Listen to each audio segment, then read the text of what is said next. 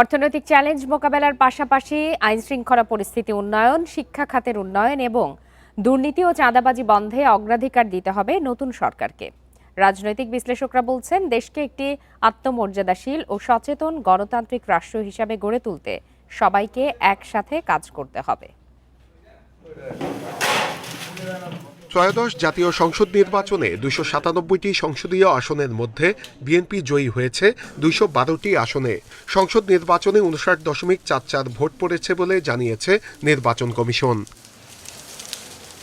মঙ্গলবার ত্রয়োদশ জাতীয় সংসদের নির্বাচিত সংসদ সদস্য ও মন্ত্রীরা শপথ নেবেন।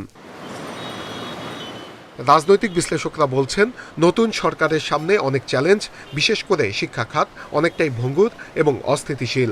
সরকারকে এই বিষয়ে সর্বোচ্চ গুরুত্ব দিতে হবে।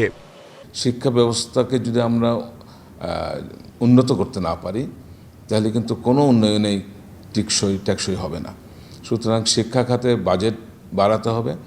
আইন শৃঙ্খলা পরিস্থিতির উন্নতি, দুর্নীতি, চাঁদাবাজি বন্ধ এবং আইনের শাসন প্রতিষ্ঠা করতে হবে।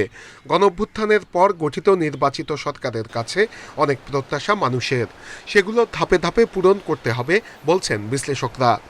উত্তরাধিকার সূত্রে বিএনপি যে ভঙ্গুর অর্থনীতি, আইন শৃঙ্খলা পরিস্থিতি, রাজনৈতিক স্থিতিশীলতার অভাব, সেইগুলোর পরিপ্রেক্ষিতে তাদের এই জায়গাগুলোতে তাদের নির্বাচনী কমিটমেন্ট অনুযায়ী কাজ করা। রাজনৈতিক বিশ্লেষকরা বলছেন, দেশে প্রতি বছরই বাড়ছে বেকারের সংখ্যা, তাই নতুন কর্মসংস্থান সৃষ্টিকেও সর্বোচ্চ গুরুত্ব দিতে হবে। বিএনপির মধ্যে আগামীর যে সম্ভাবনার জায়গাগুলো, পরিবর্তনের জায়গাগুলোকে সামনে রেখে বিএনপিকে যে বেছে নিয়েছে, এর এখন দায়িত্ব পালনের মাধ্যমে বিভিন্ন নীতি, কর্মসূচি, সেবা গ্রহণ করার মাধ্যমে মানুষকে তার সেই প্রত্যাশা পূরণের ক্ষেত্র বা পরিবেশ তৈরি করে দেওয়া। এদিকে নতুন সরকার দায়িত্ব নেয়ার পর আরেকটি চ্যালেঞ্জ হতে পারে দাবি দেওয়ার আন্দোলন। বিশ্লেষকরা বলছেন, এ ধরনের আন্দোলন দেশের স্থিতিশীলতার জন্য বড় বাধা। এক্ষেত্রে সচেতন হতে হবে বিভিন্ন পেশাজীবী সংগঠন সহ সবাইকে। নূরে আলম, ইন্ডিপেন্ডেন্ট নিউজ, ঢাকা।